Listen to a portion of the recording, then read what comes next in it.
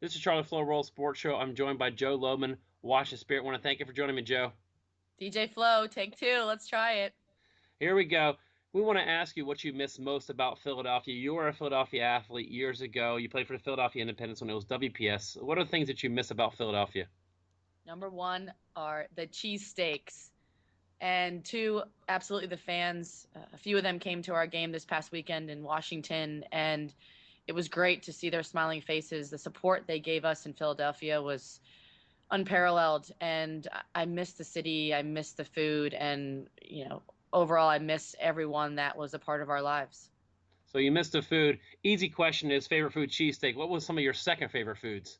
There were these hot pretzels. Actually, they weren't even hot, they were cold pretzels, but I love a good pretzel, so those were top notch in Philadelphia. Yeah, we're definitely known for our pretzels. I've read a fact somewhere that said that Philadelphia consumes more pretzels than the whole world combined. So it's believable. I'm jealous. So we'll make sure to bring you some pretzels for this Sunday. You're playing Sky Blue.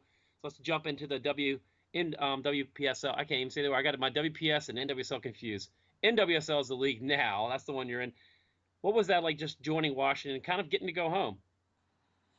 Honestly, every day is like I'm living out my dreams. I had a moment the other weekend where I was, the lineups were being announced and the national anthem was being played over the loudspeakers, and I just had to sit back and really appreciate that I was a part of the Spirit. And it's been a long time coming. I think this is about my 11th or 12th year as a professional, and I've actually made a stop in DC once. So now I'm back, and I hope I'm back to stay. I'm around my friends and my family. I have a support system, and it really feels good to be home. I'm incredibly happy, and I think that shows in my attitude and how I feel every single day at training.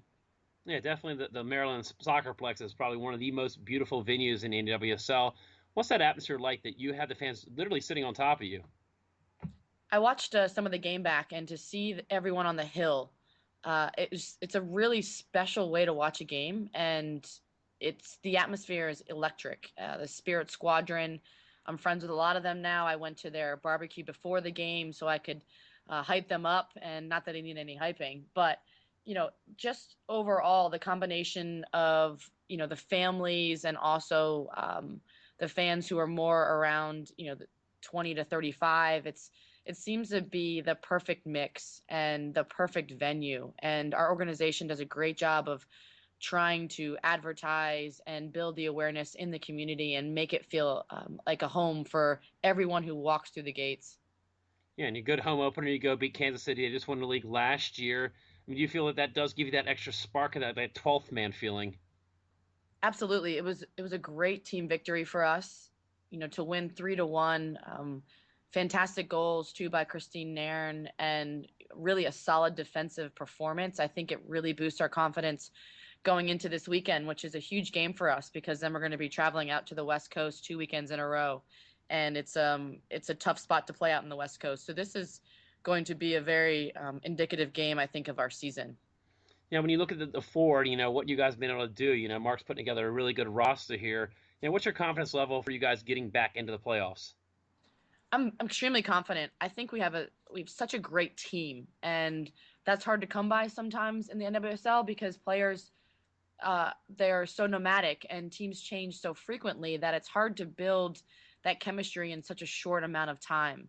And then you include the national team players who have the World Cup, so they're coming in and out. So it's a delicate balance, and I think Washington has really found the magic formula because I mean I can speak only for myself, but I truly care about all my teammates, and I go to training every day excited to see them. And that's hard to come by, and I think that is going to pull us through games, that team mentality and the camaraderie and the core that we have on this team. And you talked about going to practice. There's rumors around it, the league, and I've seen it too that you're one of the harder working players. How does you feel that that pushes some of the younger players to come in and they're not sure what to feel, and you just keep pushing and pushing, and you're on the how do I say this in a nice way on the older side? Definitely, I hope that I motivate some of the younger players, and I hope I'm always uh, an example and a beacon of professionalism. I love to train. I love every part of being a professional soccer player, and I'm very proud to say in the past 2 seasons, I have not missed a single minute of training. And that to me it's, it speaks volumes, and it's actually more important to me than scoring any goal that I have in the season. Not that I score many at all, but to know that I showed up every single day and gave my best, because that's all I can really control, and that makes me, I think, who I am. I want to thank you for your time, Joe, and look forward to seeing you this Sunday as the Washington Spirit travels up to New Jersey to take on Sky Blue. That'll be this Sunday, April 26th, 6 p.m. If you can't make it live, then tune into the broadcast. You can see Joe running around the field and tiring everybody out. And the Joe Hawk, Charlie, and the Joe Hawk. Yeah, we got to bring that up. I'm glad you brought that up. That's getting a little bit of some publicity out there. Hashtag Joe Hawk. So, what was the thought about that? Changing their hair up. Was that just a spontaneous thing?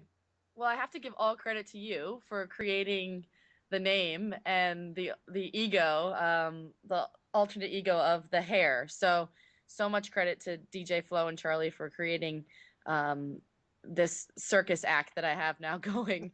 But this past weekend, I had at least 2 people come up to me saying they're going to get the Joe Hawk. I had one girl practically hysterical to take a selfie with me, and then lets me know that she's getting her haircut into the Joe Hawk. So Dude, it's that's really awesome. taken a life of its own, and I think people appreciate it because it's authentic, and it's really it's my canvas. My head is my canvas, so if I put it all out there. So I think it's a lot of fun for the fans. Definitely more aerodynamic. You need anything to work for that speed now, right? Exactly. I need all the help I can get at 32. It's 32 now. See, I wasn't gonna ask, but yeah, what's it say about just like you said about the work ethic, just still being able to play that 32 is a very young age, but in professional sports, you got players out there 10 years younger than you.